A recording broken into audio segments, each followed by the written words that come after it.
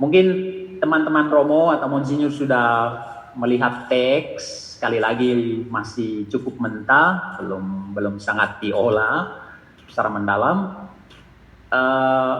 Refleksi pertama berjudul Keindahan Imamat, Konteks dan Tantangan.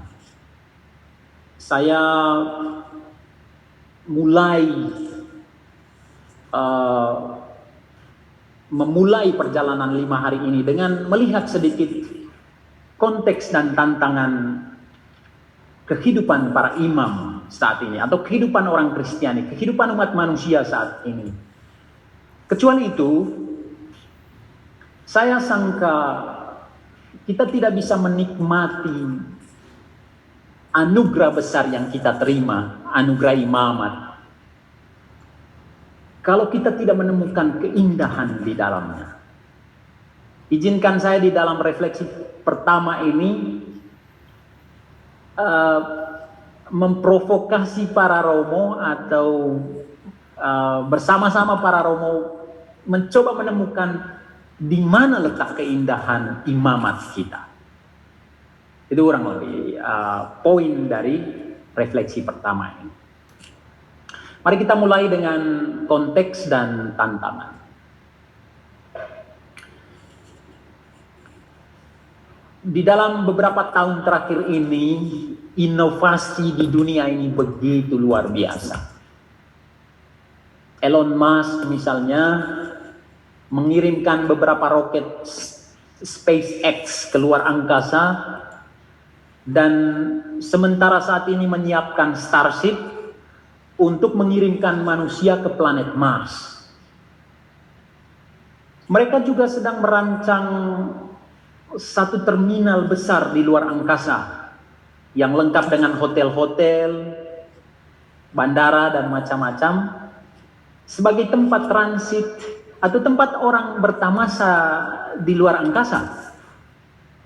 Jadi inovasi-inovasi besar ini membuat kita semakin yakin bahwa kita benar-benar dikaruniai oleh Tuhan, dan dunia ini adalah tempat yang sangat indah. Kita bersyukur bahwa kita hidup di dalam satu kurun waktu yang sangat luar biasa. Ada berbagai macam kemajuan yang kita harus syukuri. Kita juga dikelilingi oleh orang-orang yang sangat inovatif, yang membuat segala sesuatu terus diperbarui secara progresif dan produktif. Kita tidak tinggal di dalam satu realitas yang terus sama, selalu berubah, karena kita dikelilingi dan kita sendiri diciptakan sebagai orang-orang yang berinovasi, yang mampu berinovasi. Dan kenyataan-kenyataan ini seharusnya membantu kita untuk bersyukur bahwa kita hidup di tempat yang tepat, di planet yang luar biasa, dan di dalam kurun waktu yang sangat luar biasa pula. Kita ikut dipacu untuk menemukan bentuk-bentuk baru pewahyuan Allah di dalam konteks kita. Kemajuan yang begitu progresif dan produktif merangsang kita untuk menemukan bagaimana Allah hadir di antara kita di dalam konteks yang sangat progresif itu. Kita diminta untuk pandai membaca tanda-tanda zaman dengan cermat dan jujur, untuk menemukan bagaimana Allah berbicara kepada kita di dalam konteks yang luar biasa ini, di dalam dunia yang sangat indah ini, di dalam kemajuan yang sangat produktif dan progresif ini. Kecuali itu, kita tidak hanya diminta untuk membaca dengan jujur dan cermat tanda-tanda zaman, tapi kita itu sebenarnya hidup di zaman tanda-tanda. Mengapa kita hidup di zaman tanda-tanda?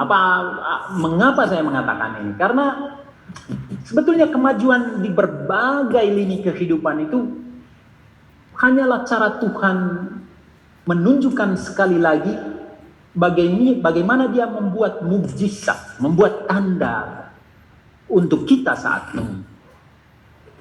Misalnya tanah kering itu menjadi subur, berair, karena teknologi irigasi. Ini adalah satu mukjizat yang kita bisa saksikan hari ini. Ada orang yang bisa mengubah keadaan sakit menjadi sehat dengan teknologi kesehatan. Ini juga mukjizat, tanda yang dibuat Yesus yang bisa kita saksikan hari ini. Orang mengubah kehampaan menjadi kelimpahan melalui teknologi produksi. Bahkan orang mengubah kematian menjadi kehidupan melalui teknologi organ-organ artifisial dan lain sebagainya. Menurut saya, semua ini adalah tanda-tanda, istilah yang digunakan oleh Injil Yohanes untuk mukjizat-mukjizat, di mana Tuhan menunjukkan sekali lagi mukjizat-mukjizat yang pada waktu itu dia buat untuk orang-orang di zamannya. Dia mengubah tanah kering menjadi berair. Dia menyembuhkan orang sakit. Dia mengubah kehampaan menjadi kelimpahan. Dia membangkitkan orang mati, menghidupkan orang mati. Semua teknologi ini adalah perpanjangan tangan Tuhan yang menunjukkan kepada kita sekali lagi mukjizat-mukjizat baru di dalam konteks yang baru. Karena itu, menurut saya sudah selayaknya kita berterima kasih bahwa kita hidup di dunia yang luar biasa dan di dalam kurun waktu yang sangat luar biasa. Saya ingin kita mulai dengan perasaan bersyukur ini, perasaan syukur atas apa yang Tuhan berikan kepada kita.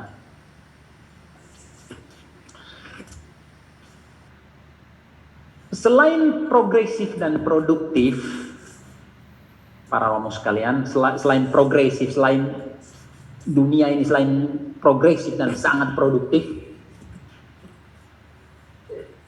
masyarakat kita atau dunia tempat kita hidup juga sangat agresif dan menantang.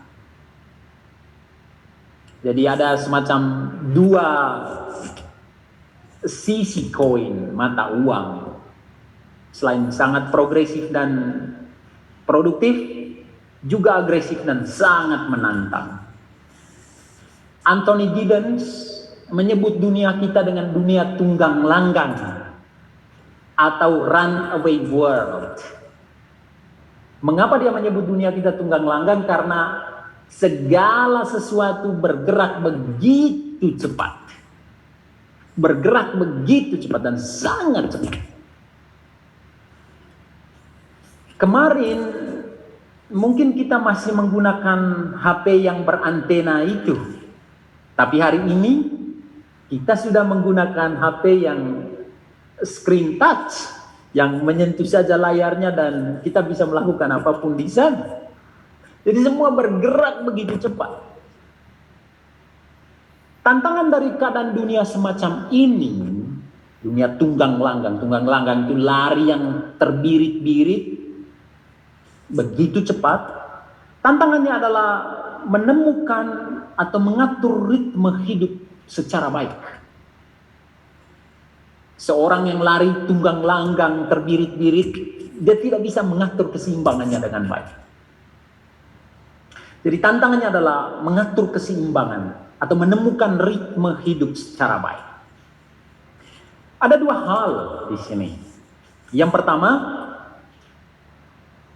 apakah kita berada di luar gerakan itu atau kita menjadi bagian dari gerakan tunggang langgang itu? Kalau kita berada di luar gerakan itu, gerakan yang sangat cepat tadi, yang tunggang langgang, yang terbirit-birit, maka sebetulnya kita harus ikut berlari cepat agar kita tidak tertinggal. Tapi seberapa mampu kita untuk berlari begitu cepat mengejar dunia yang tunggang langgang itu? Atau kita telah menjadi bagian dari dunia yang berlari begitu cepat? Kalau kita ada di dalam gerakan yang berlari begitu cepat, runaway world, tunggang langgang, dunia tunggang langgang, salah satu hal penting yang kita bisa buat adalah mengikuti ritme gerakan itu dan berusaha semampu kita untuk bertahan di dalam irama perubahan itu, agar kita tidak terpental keluar dari getaran perubahan itu.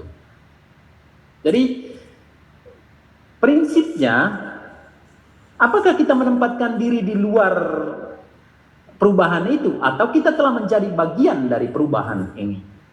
Kadang-kadang orang membahasakan dua kenyataan ini dengan konservatisme. Kalau kita tidak berada di dalam gerakan itu, kita menjadi orang yang konservatif. Itu tidak negatif, itu positif. Karena kehadiran orang-orang yang konservatif membantu kita untuk terus memahami dan menghayati tradisi yang kita miliki. Mereka sangat memelihara itu.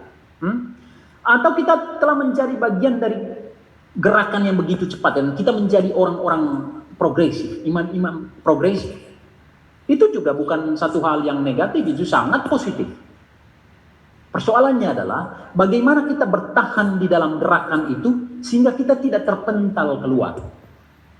Dalam bahasa yang sangat simbolik, terpental keluar itu menjadi orang yang karena perubahan zaman yang begitu cepat, lalu kehilangan identitas kita. Dua-duanya sangat bagus. Tergantung kita bagaimana memahami itu dengan baik. Itu kurang lebih. Selain Anthony Giddens, saya itu sebenarnya malu berbicara tentang orang-orang ini kepada Monsinyur dan para Romo, karena mereka, para Romo adalah orang-orang yang lebih tahu terkait masalah sosiologis ini. Selain Giddens, ada juga Zygmunt Bauman. Dia menyebut masyarakat kita dengan masyarakat cair atau liquid society. Mengapa dia menyebut masyarakat kita masyarakat cair? Karena menurut dia segala sesuatu di dunia ini sudah menjadi serba cair. Semua cair. Tantangan yang muncul dari keadaan masyarakat semacam ini bukan hanya terkait bagaimana membangun soliditas hidup, melainkan juga bagaimana mengarung di arus tersebut, mengarungi arus tersebut, dan berusaha untuk tidak tenggelam di dalamnya. Jadi ada dua hal juga di sini, seperti sebelumnya, apakah kita berada di luar gerakan perubahan itu atau kita ada di dalam. Keduanya sama-sama positif, tergantung bagaimana kita menyikapi. Di dalam konteks masyarakat cair atau liquid society, kita juga memiliki dua tantangan. Tantangan pertama itu, kalau segala sesuatu serba cair, lalu bagaimana kita membangun soliditas hidup. Hidup yang kukuh. Mungkin apa yang kita putuskan hari ini, esok itu akan menjadi berubah. Mungkin strategi pastoral kita hari ini akan berubah esok. Dan begitu cepat, karena segala sesuatu itu menjadi serba cair. Di dalam keadaan masyarakat yang serba cair ini, bagaimana kita menemukan komitmen yang solid? Itu yang pertama.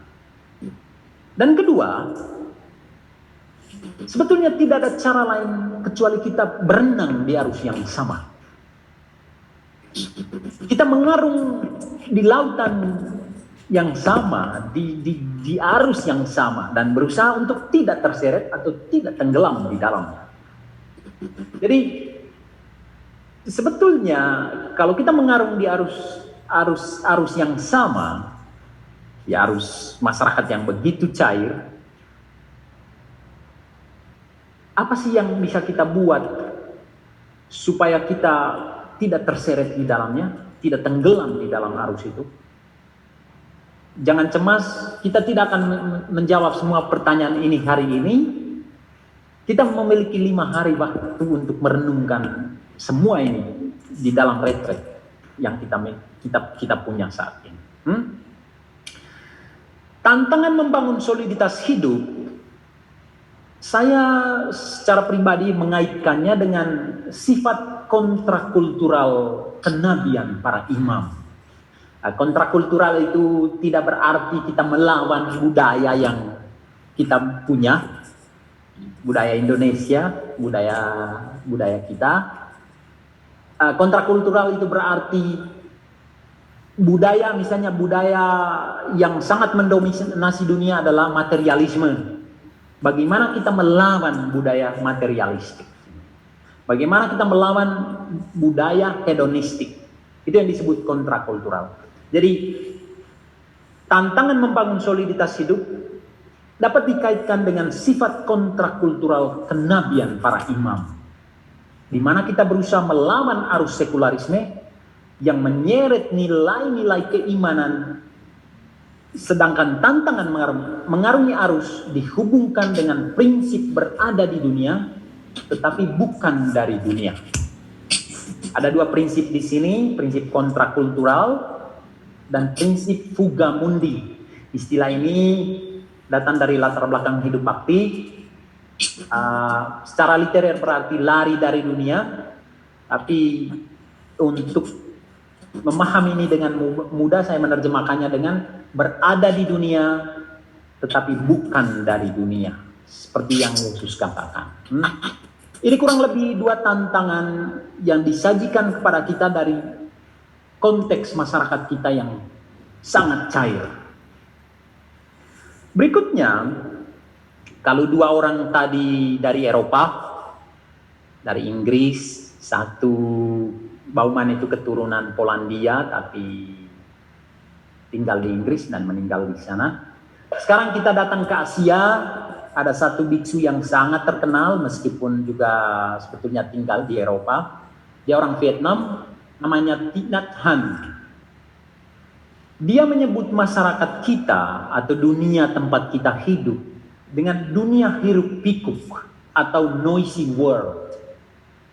Mengapa dia menyebut dunia kita sebagai dunia hiruk pikuk? Karena ada semacam kebisingan luar biasa yang disebabkan oleh kompleksitas kejadian yang sulit sekali diuraikan satu persatu. Semuanya menjadi tercampur baur, kompleks dan sulit untuk diuraikan satu persatu. Dan kompleksitas kejadian-kejadian yang sulit diuraikan ini, menurut Thich Nhat Hanh, berpotensi menyebabkan kebingungan sosial dan spiritual. Ada banyak hal terjadi. Hanya dalam 1 menit ada jutaan hal yang terjadi. Kalau para Romo membuat semacam satu research kecil, hanya perlu membuka saja Facebook, halaman Facebook. Romo buka, setelah 1 jam Romo buka kembali, informasi itu sudah berubah di sana. Status-status orang juga sudah diganti, hanya dalam 1 jam. Ada banyak sekali hal yang terjadi, dan itu berpotensi menyebabkan kebingungan entah sosial maupun spiritual, kebingungan rohani. Tantangan yang lahir dari keadaan dunia semacam ini bukan hanya bagaimana keheningan batin itu harus dijaga. Begitu hiruk pikuk dunia ini, begitu bising. Tantangannya bukan hanya bagaimana kita menjaga keheningan batin, melainkan juga bagaimana hidup kita diorientasi secara tepat. Jadi ada 2 tantangan juga di sini terkait dengan dunia yang bising ini. Menjaga keheningan batin dan mengorientasikan hidup kita secara tepat. Salah satu kejadian yang sangat menyebabkan disorientasi, entah disorientasi sosial, disorientasi spiritual dan macam-macam saat ini adalah COVID-19. Kita tidak tahu kapan kita keluar dari masalah pandemi ini. masalah global ini. Kita tidak tahu apakah kita bisa melawan ini atau tidak. Kita putus asa karena kita tidak bisa melakukan pastoral sebagaimana kita lakukan sebelumnya. Banyak hal terjadi dan itu menyebabkan kebingungan. Bahkan imajinasi terkait kehidupan saat ini ya, imajinasi kita terkait kehidupan, kalau imajinasi itu berbeda dengan halusinasi ya. Imajinasi itu sebenarnya satu kekuatan untuk melihat sesuatu secara jernih. Jadi imajinasi tentang kehidupan itu bahkan dikalahkan oleh ketakutan akan kematian saat ini. Orang tidak berani berpikir tentang kehidupan esok. Orang lebih cenderung berpikir tentang bagaimana cara saya mati esok. Imajinasi kematian, tentang kematian itu seperti menguasai imajinasi tentang kehidupan. Orang-orang hidup dalam kecemasan, keputusasaan, dan frustrasi. Situasi ini sangat mengguncang kita, sangat menyebabkan kebingungan rohani. Dan salah satu bentuk dari kebingungan atau keguncangan, kebingungan spiritual adalah yang kita sebut waktu kita kuliah filsafat ya. Monsinyur ingat ini karena dosen di Priartoro. Adalah teodise, di mana kredibilitas dan mutu Tuhan itu dipertanyakan sebetulnya. Kalau Allah ada, dari manakah datangnya sakit penyakit ini? Kalau Allah itu Allah yang sehat, mengapa ada pandemi COVID-19? Kalau ia mencintai kedamaian, mengapa ada perang? Mengapa Afghanistan dikuasai lagi oleh kelompok Taliban? Mengapa kaum radikalis di Indonesia terus merongrong persatuan dan keutuhan NKRI? Kalau Allah itu Allah yang mencintai kedamaian dan persekutuan, mengapa ada perpecahan? Mampukah dia mengatasi kesulitan-kesulitan yang melanda dunia saat ini? Ketika kita membuat pertanyaan-pertanyaan ini, para Romo, sebenarnya kita ada di dalam situasi yang disebut teodise. Dan salah satu kenyataan di balik teodise ini adalah mempertanyakan kredibilitas Tuhan.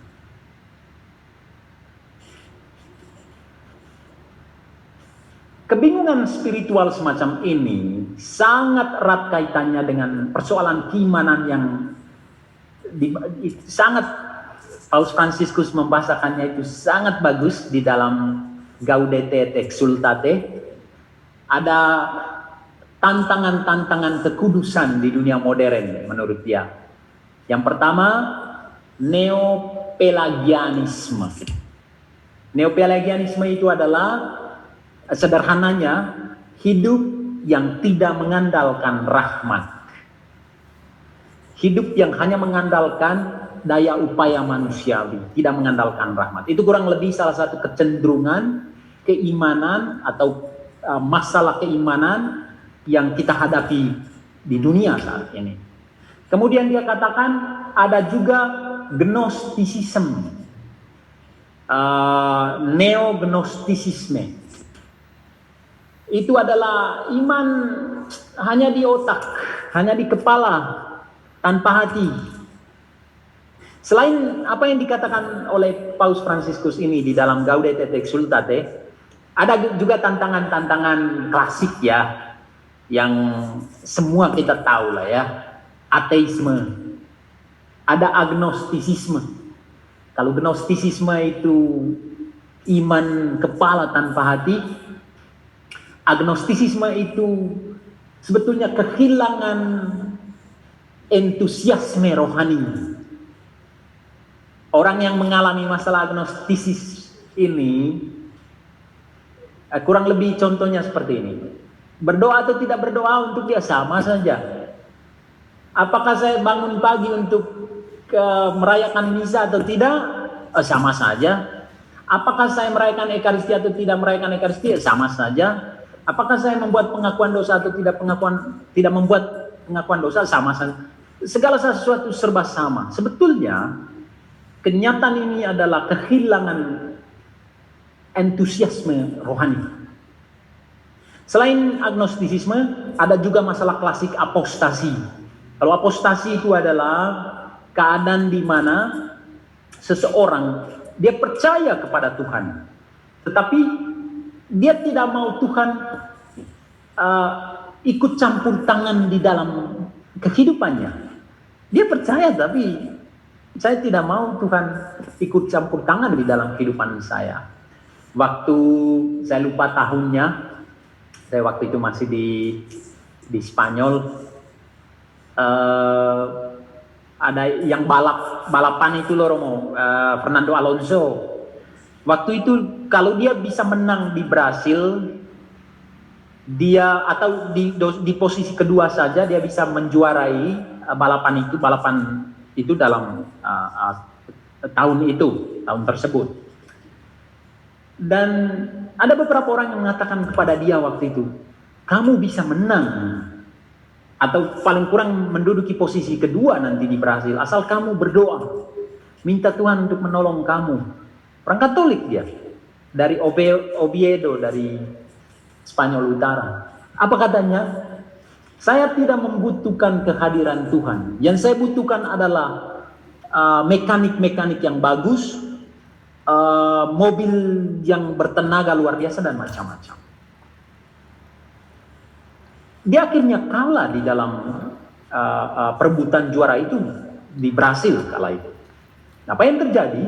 Mungkin memang kekuatan mobilnya tidak sebaik mobil lawannya, atau kesehatan tubuh dia waktu itu tidak sebaik kesehatan tubuh lawannya. Tapi sah saja kalau kita berinterpretasi, kalau kamu menolak Tuhan, meskipun kamu percaya kepadanya, kamu tidak akan memiliki hidup yang produktif, tidak memiliki hidup yang memberikan hasil. Itu kurang lebih apa yang disebut dengan apostasi. Percaya Tuhan, tapi tidak mau menerima campur tangannya di dalam kehidupan kita. Ya, kita lebih mengandalkan kekuatan-kekuatan manusiawi dan duniawi kita. Itu kurang lebih. Masalah-masalah ini, para Romo, Monsinyur, sebetulnya masalah yang berkaitan langsung dengan apa yang kita sebut dengan sekularisme. Kalau sekularisme itu kan hidup yang didominasi oleh cara pandang duniawi. Oke. Hidup yang sangat diwarnai oleh cara pandang duniawi. Orientasinya duniawi, sangat duniawi. Sebetulnya sekularisme tidak menyebabkan penolakan terhadap Tuhan. Tidak menyebabkan masalah-masalah ateisme, agnostisisme, apostasi dan macam-macam. Tapi sebaliknya, penolakan terhadap Tuhan menyebabkan sekularisme. Mengapa? Karena kita pada dasarnya adalah makhluk bertuhan. Kalau kita menolak identitas kita sebagai makhluk bertuhan, dengan mudah kita terseret di dalam cara pandang sekularis, cara pandang sekular, cara pandang yang terlalu duniawi. Itu kurang lebih keadaan dunia di mana kita hidup sekarang. Dan kita tidak bisa beremigrasi ke planet lain. Misalnya kita mendaftarkan diri ke perusahaan SpaceX, kita mau lari ke planet Mars untuk menghindari dunia ini, menghindari realitas-realitas, kenyataan-kenyataan hidup yang kita jumpai di dunia. Kita tidak dapat melakukan itu. Kita tidak bisa tinggal di luar angkasa. Kita mendaftarkan diri ke perusahaan Jeff Bezos untuk pergi dengan Blue Origin, lari ke luar angkasa. Tidak ada cara lain selain menikmati semua konteks, semua kenyataan yang kita hadapi di dunia ini. Di dalam keadaan-keadaan semacam ini, para Romo, saya secara pribadi sangat percaya, meskipun sekularisme terus menggerogoti semangat iman kita, atau menggerogoti identitas kita sebagai orang terpilih. Sekali lagi, secara pribadi saya percaya imamat itu akan tetap awet. Imamat kita akan terus awet. Di dunia tunggang langgang, cair atau hiruk pikuk ini, karunia imamat tidak pernah berhenti diberikan Tuhan kepada kita. Imamat itu adalah karisma, karunia Roh Kudus yang diberikan demi kebaikan gereja atau kebaikan dunia. Santo Paulus memberikan dua ciri sesuatu itu disebut karunia Kristiani.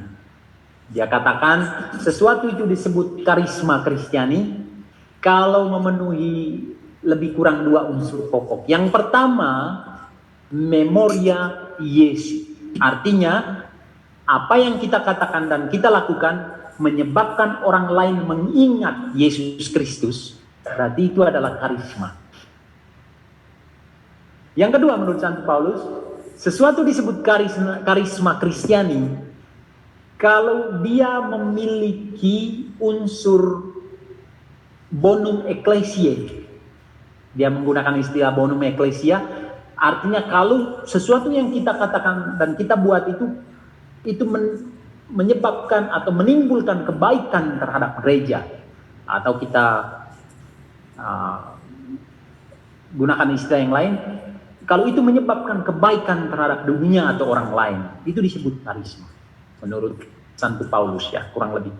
Untuk mengukur apakah karisma kita itu karisma yang sehat atau tidak, ya dengan cara itu. Kalau dia menyebabkan orang lain mengingat akan Yesus Kristus atau menyebabkan kebaikan pada orang lain. Menurut saya imamat,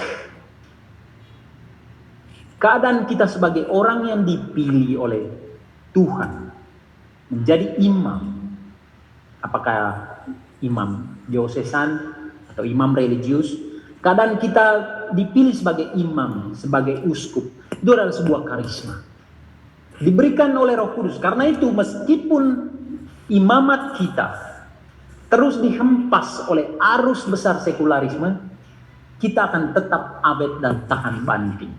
Saya tidak pernah takut dengan ini, karena saya percaya imamat akan terus awet dan tahan banting apapun situasi kita di dalam dunia sekular ini.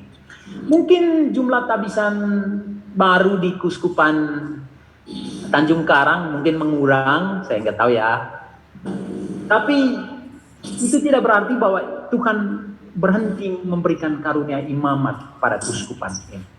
Saya percaya sekularisme bisa mempengaruhi kehidupan kita, tetapi imamat akan terus awet dan terus tahan banting hingga kapanpun. Mengapa? Karena imamat ini telah menyejarah dari perjanjian lama hingga perjanjian baru dan akan terus kekal hingga kapanpun. Karisma imamat ini, karunia imamat ini diinstitusionalisasikan oleh Tuhan sendiri pada zaman Musa dan Harun. Dan dia masih terus awet hingga kini. Jadi meskipun arus sekularisme itu menghantam kita dari berbagai sisi, perahu imamat kita akan terus kokoh. Dia telah menyejarah dari perjanjian lama hingga kini dan hingga kapan. Ini salah satu alasan kita bersyukur bahwa imamat ini terus awet dan tahan banting. Karena itu izinkan saya, Monsinyur dan para romo sekalian, merenungkan sedikit tentang letak keindahan imamat kita, supaya kita mampu bersyukur atas karunia yang kita kita miliki. Kadang-kadang kita tidak mencintai imamat kita karena kita tidak menemukan letak keindahannya. Jangan seperti ibu saya, setelah saya ditabiskan tahun 2006, usai merayakan misa perdana, dia melihat wajah saya, dia katakan, wah, nggak ada perubahan di wajahmu. Memang tidak ada perubahan di wajah, tapi saya sekarang adalah seorang imam, sudah ditabiskan. Dan sekali lagi, kalau kita tidak menemukan keindahan dari imamat, karunia imamat yang kita miliki, kita itu menjadi enggan untuk bersyukur. Para Romo tentu saja retret ya bukan satu ceramah di mana kita memecahkan semua persoalan ya. Retret itu kan satu kesempatan untuk membarui semangat kita, kesempatan untuk memperbarui diri kita. Jadi saya tidak mungkin memberikan solusi-solusi konkret di sini. Saya tidak mampu untuk itu. Dan saya bukan orang kudus juga untuk benar-benar membimbing Romo langsung ke surga. Tapi apa yang bisa saya buat adalah membangkitkan kesadaran kita akan keindahan imamat kita, dan karenanya kita mampu untuk bersyukur atas karunia yang kita miliki. Kadang-kadang kita merasa kita mengalami krisis di dalam imamat kita karena kita tidak tahu bersyukur atas karunia yang kita miliki. Karena kita tidak tahu, kita tidak menemukan keindahan dari imamat kita. Izinkan saya untuk melihat keindahan imamat kita. Mari kita renungkan ini. Yang pertama, keindahan imamat dan patam di dahi harum. Patam di dahi harum. Allah meminta, ketika Allah menginstitusionalisasikan imamat pada zaman Harun dan Musa, dia meminta untuk dibuatkan bagi Harun sebuah patam. Katanya, harus engkau membuat patam dari emas murni, dan pada patam itu kau diukirkan seperti meterai, kudus bagi Tuhan. Patam itu digunakan di sini, diikat di dahi, di testa kata orang Flores, di dahi kita. Dan di sana ditulis kudus bagi Tuhan atau konsekrasi bagi Tuhan. Kalau konsekrasi itu artinya dipisahkan untuk Tuhan, dikhususkan bagi Tuhan. Itu kurang lebih perintah yang dibuat Tuhan kepada Musa terkait status Harun sebagai imam. Begitu juga anak-anaknya. Mari kita lihat. Patam adalah tanda pengenal yang memperlihatkan identitas khusus Harun sebagai kodes Leelohim. Itu bahasa Ibrani, tulisnya di sana kodes Le-Yahweh, bacanya kodes Elohim, artinya dipisahkan, dikhususkan, dan dikuduskan bagi Tuhan. Dan Tuhan meminta untuk diukirkan di patam dan diikat di dahi Harun. Imam adalah orang yang dikhususkan, dipisahkan bagi Tuhan. Kita ini memiliki status khusus ini gitu loh. Orang dikhususkan, dipisahkan bagi Tuhan. Mengukirkan identitas khusus dan khusus tersebut pada patam yang dipakaikan pada dahi berarti memperlihatkan secara jujur dan jelas panggilan khusus kita sebagai imam. Karunia imamat tidak untuk disembunyikan. Tidak untuk disembunyikan. Banyak kali Romo, termasuk saya Romo, mungkin para Romo tidak mengalami ini. Saya secara pribadi ya, pengalaman saya. Kadang-kadang saya itu tidak mau dipanggil Romo. Kadang-kadang kalau saya dipanggil Romo di antara kerumunan orang, saya itu merasa malu. Kadang-kadang saya Meminta orang, janganlah memanggil saya Romo di hadapan orang banyak. Ketika orang-orang bertanya kepada saya, mengapa Romo, mengapa tidak boleh manggil Romo di antara orang banyak? Jawaban saya itu jawaban klise lah ya, semacam ini, agar orang merasa tidak segan dan menjaga jarak dengan saya. Sebetulnya jawaban ini dan pengalaman pribadi Romo ya, saya dengan jujur mengaku itu, sebenarnya jawaban-jawaban ini hanya manipulasi belaka. Hanya manipulasi belaka. Karena sebetulnya motivasi saya di balik itu adalah untuk mencari keuntungan yang lain dari penyembunyian status saya sebagai Romo.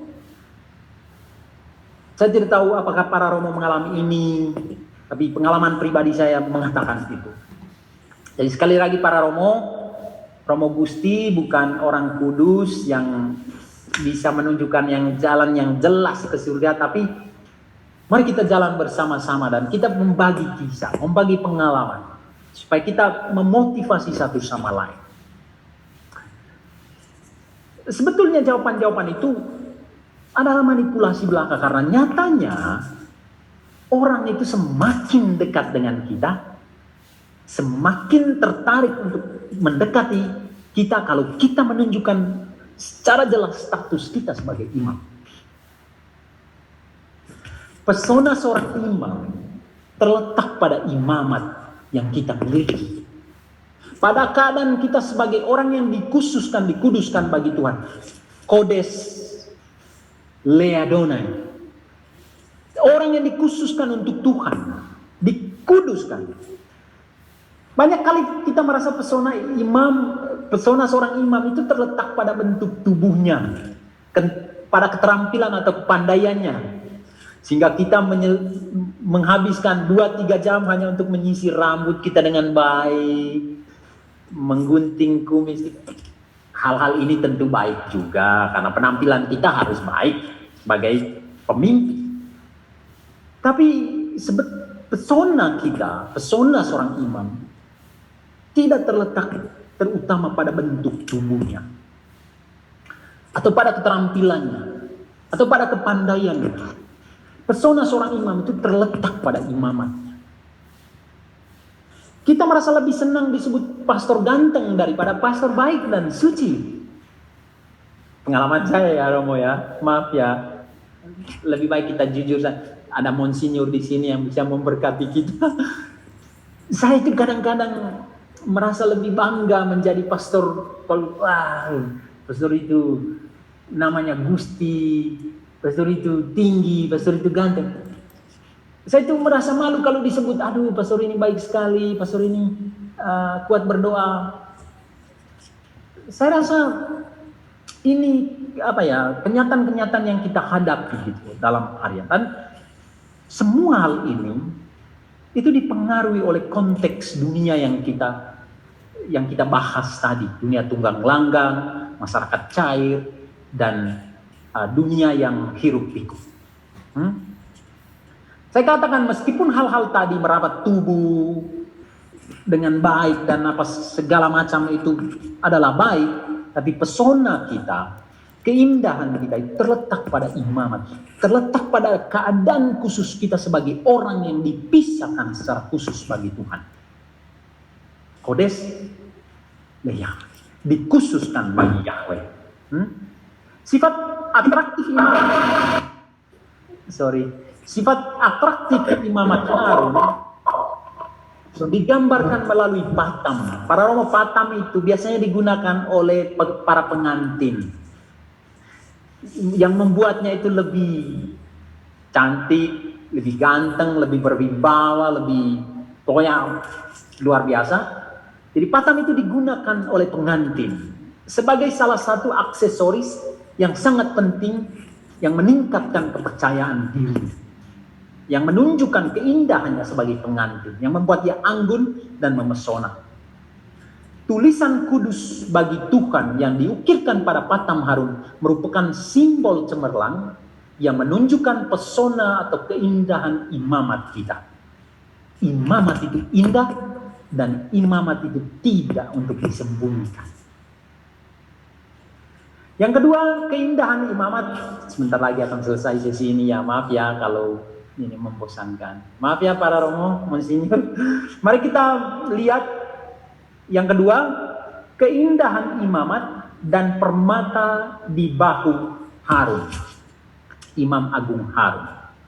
Tadi keindahan imamat dan patam di dahi Harun. Sekarang keindahan imamat dan permata di bahu Harun.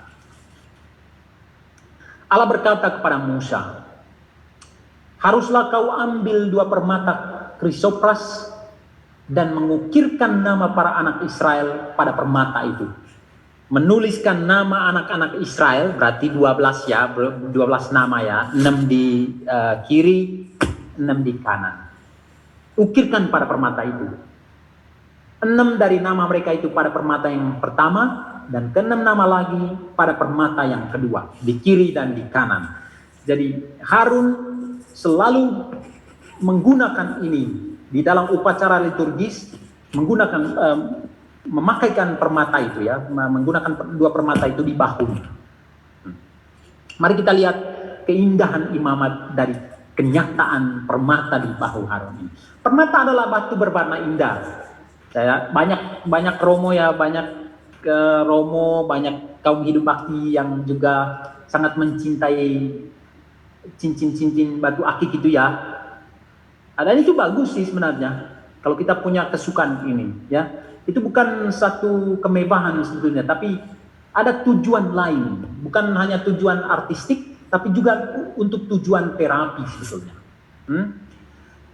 Konon di Persia kuno para Romo, permata itu digunakan untuk menyembuhkan orang yang sakit ayan.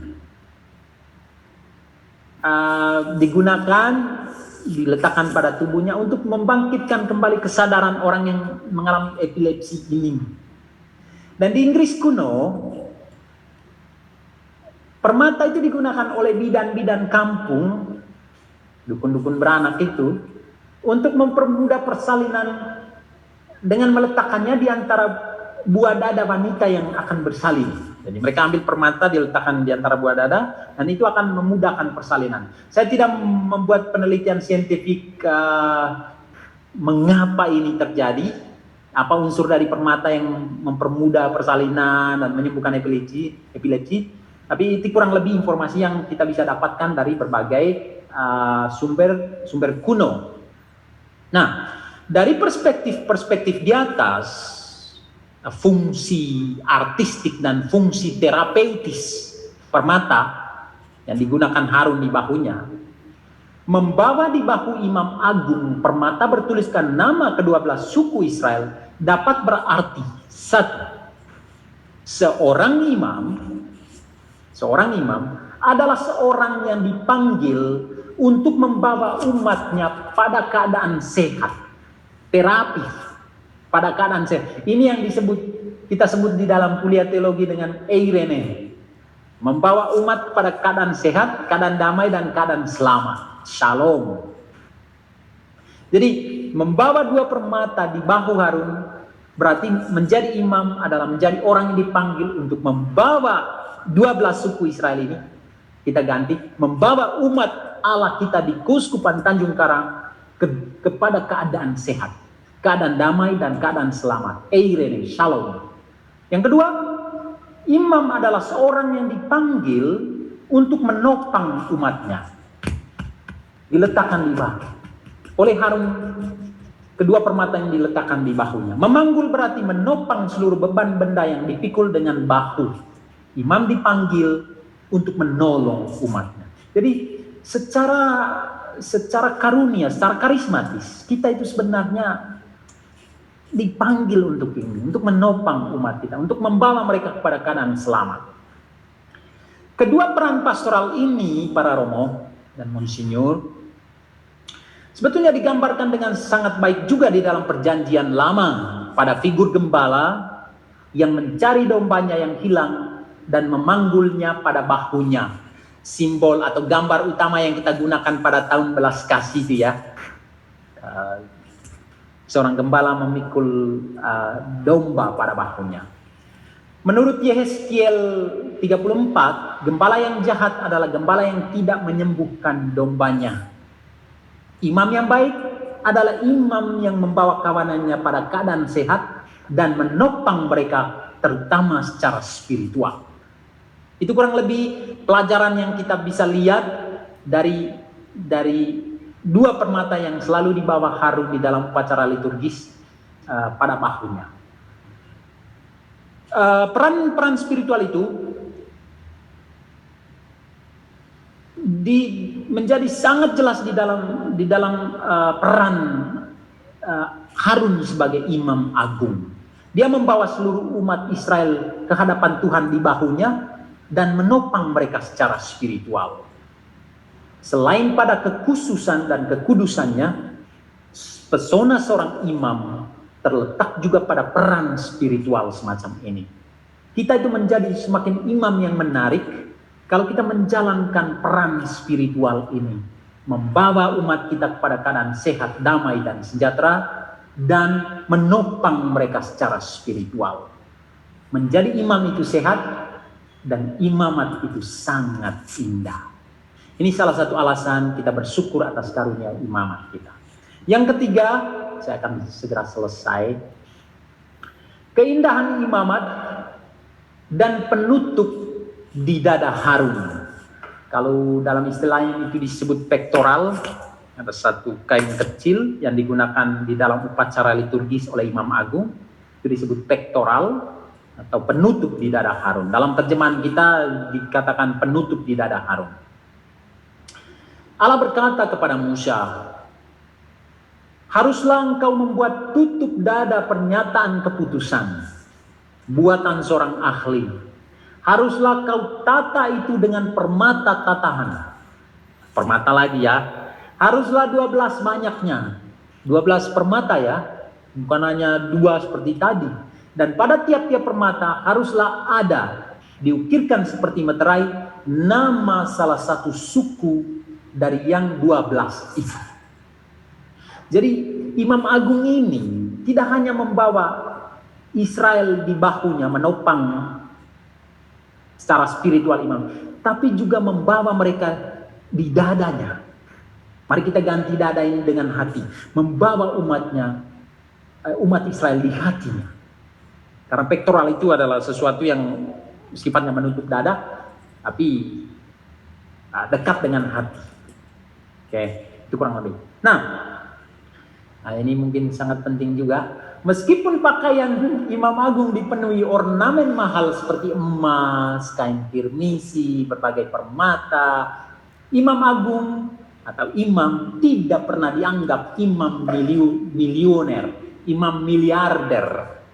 Meskipun baju imam agung itu ada emas, ada kain kirmisi, ada permata, ada macam-macam yang mahal-mahal harganya. Tapi imam tidak pernah dipanggil sebagai imam milioner atau imam miliarder.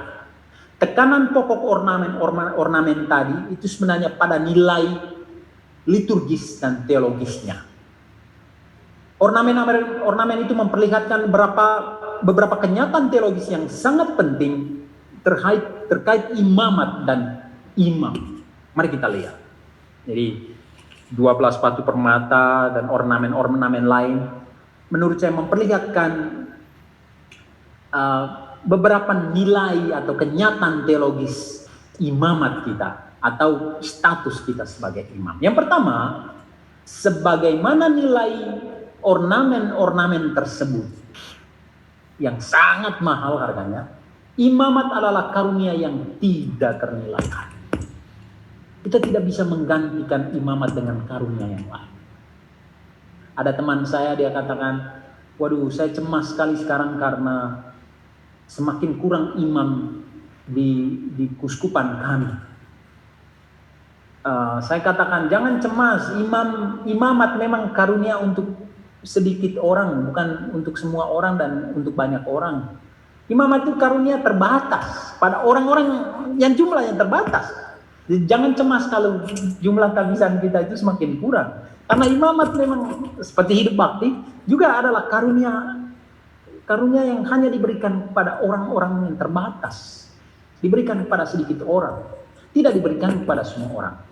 Dan imamat itu sangat tak ternilai harga. Kita tidak bisa menggantikan itu dengan apapun, dengan komputer kita yang baru, dengan mobil kita yang baru, dengan apapun. Imamat itu sangat tak ternilai harganya, seperti ornamen-ornamen yang mahal harganya tadi.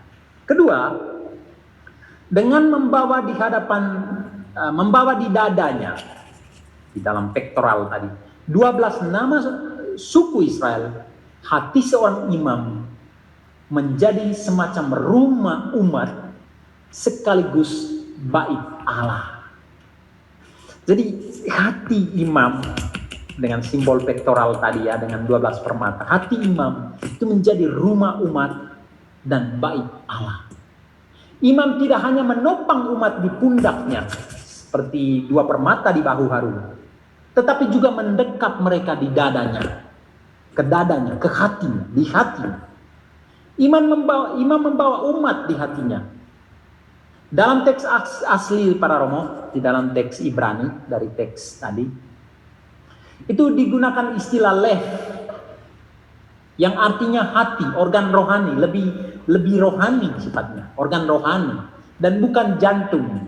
Di dalam terjemahan kita ya kadang digunakan istilah jantung ya. Kalau jantung itu lebih ke organ fisik, betulnya lev itu lebih ke organ rohani. Hati seorang imam itu adalah organ rohani. Itu adalah rumah umat dan bait Allah. Hati seorang imam itu adalah tempat umat Allah menyembah Tuhan. Imamat itu telah menjadi gereja sebetulnya.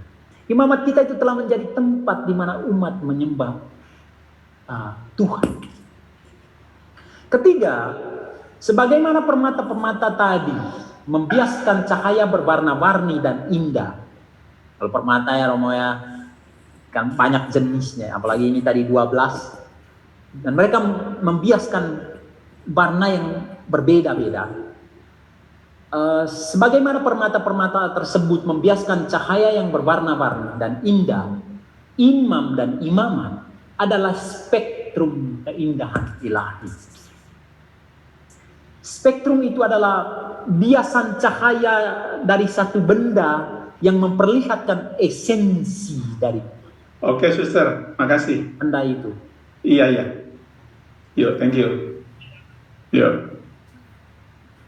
Oke, Romo, kita lanjutkan. Imam itu, sebagaimana permata-permata ini membiaskan cahaya berwarna-warni dan indah. Sebetulnya imamat dan imam adalah spektrum keindahan ilahi. Itu luar biasa. Imamat itu indah. Status kita sebagai imam itu adalah sesuatu yang sangat indah. Sebuah keindahan. Imamat adalah manifestasi keindahan Tuhan. Jadi kita itu dipilih secara khusus untuk menampakkan keindahan Tuhan secara khusus. Terutama keindahan liturgis. Keindahan ekaristis di dalam istilah retret kita. Keempat, dengan membawa seluruh suku Israel di dadanya, seorang imam menjadi pelayan lintas etnis dan suku. Bukan hanya satu suku yang diminta Tuhan untuk dituliskan di dada Imam Harun, Imam Agung Harun, tapi 12 suku. Itu berarti imam adalah seorang pelayan lintas etnis dan suku. Ia bukan lagi milik suatu suku. Ia menjadi semua orang. Kelekatan pada suatu suku atau keluarga sebetulnya adalah salah satu tantangan imamat kita saat ini. Ada teman saya para Romo, dia mengisahkan tentang keadaan beberapa Romo di salah satu kuskupan di Indonesia. Dan para Romo ini Romo-Romo religius, imam religius dan imam diosesan. Dia katakan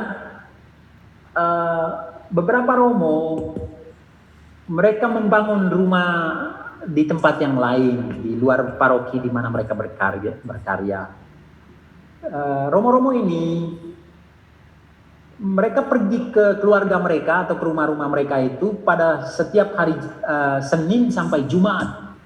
Dan mereka hanya kembali ke pastoran setiap Jumat malam untuk membuat pelayanan pada Sabtu dan Minggu. Setelah pelayanan Minggu, mereka kembali lagi ke keluarga mereka atau ke rumah mereka masing-masing.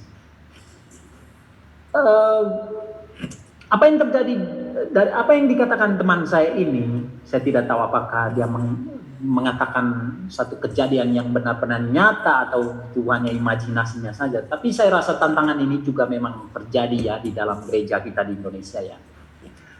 Apa yang terjadi adalah pastoran itu berubah fungsi dari sede apostolika atau pusat pastoral. Pastoran itu bukan sekadar rumah loh ya, tapi sede apostolika, pusat pastoral. Jadi pastoran itu berubah fungsi dari sede apostolika, pusat pastoral, menjadi sekadar rumah transit bagi para romo ini. Mengapa? Karena sebagian besar waktu mereka dihabiskan di keluarga mereka dan mereka hanya pulang ke sana hari Jumat malam dan untuk membuat pelayanan Sabtu dan Minggu. Dan pelayanan yang tadinya dimengerti sebagai aktivitas harian menjadi aktivitas akhir pekan. Pastoral itu menjadi aktivitas akhir pekan.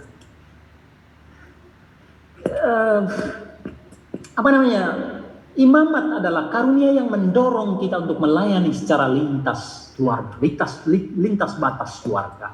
Kita tidak dipanggil lagi untuk melayani keluarga kita sendiri. Kita dipanggil tidak hanya untuk melayani suku kita sendiri.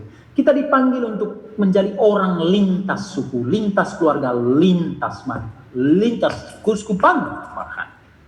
Keindahan imamat terletak juga pada universalitas pelayanan lintas suku dan keluarga semacam ini. Imamat adalah seni melayani Tuhan dan sesama. Itu Romo apa yang saya bisa katakan di dalam refleksi pertama ini.